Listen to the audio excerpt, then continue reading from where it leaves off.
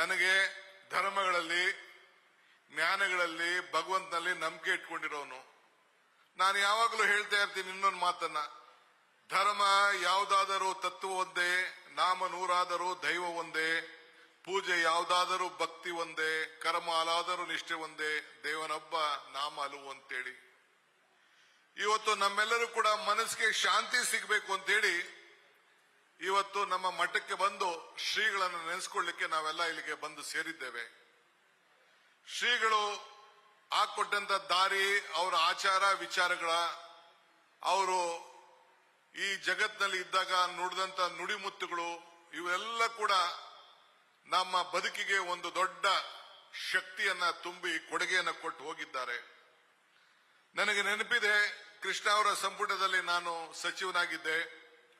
ಒಂದಿನ ಮಠಕ್ಕೆ ಬಂದಿದ್ದೋ, ಇಲ್ಲಿ ಮಠಕ್ಕೆ ಬಂದು ಇಲ್ಲಿ ನಡೀತಾ ಇರೋಂತ ಅನ್ನದಾಸೋಹ ಬಗ್ಗೆ ವ್ಯಾಖ್ಯಾನ ನಡೀತು, ಚರ್ಚೆ ನಡೀತು.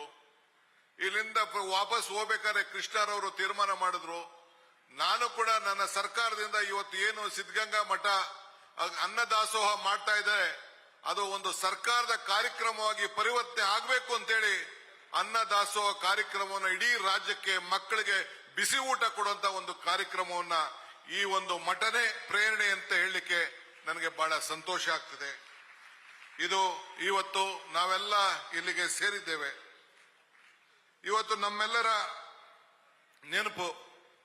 Today I am very happy. I have one request to Raja Singh ji. ನಂದು ಒಂದು ದೊಡ್ಡ ಬೇಡಿಕೆ ಇದೆ. ನನ್ನ ಬೇಡಿಕೆ ಅಲ್ಲ ಇದು, ನಿಮ್ಮ ಬೇಡಿಕೆ, ರಾಜ್ಯದ ಬೇಡಿಕೆ.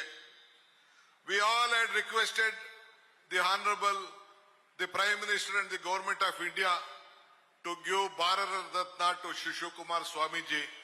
This is the great one request on behalf of Government of Karnataka and all the people of the state, because ನೂರಾರು ಜನ, ಲಕ್ಷಾಂತರ ಜನ ರತ್ನಗಳನ್ನ, ಮುತ್ತುಗಳನ್ನ ಈ ಮಠದಿಂದ ತಯಾರು ಮಾಡಿ ಅಕ್ಷರ, ಅನ್ನ, ಜ್ಞಾನ, ಸಂಸ್ಕಾರ, ಧರ್ಮ ಇವೆಲ್ಲ ಕೂಡ ಬೋಧನೆಯನ್ನು ಮಾಡಿ ಕೊಟ್ಟು ಮನುಷ್ಯವನ್ನ ರೂಪವನ್ನ ಮಾಡಿದಂತ ಒಂದು ಪವಿತ್ರವಾದಂತಹ ಸ್ಥಳ.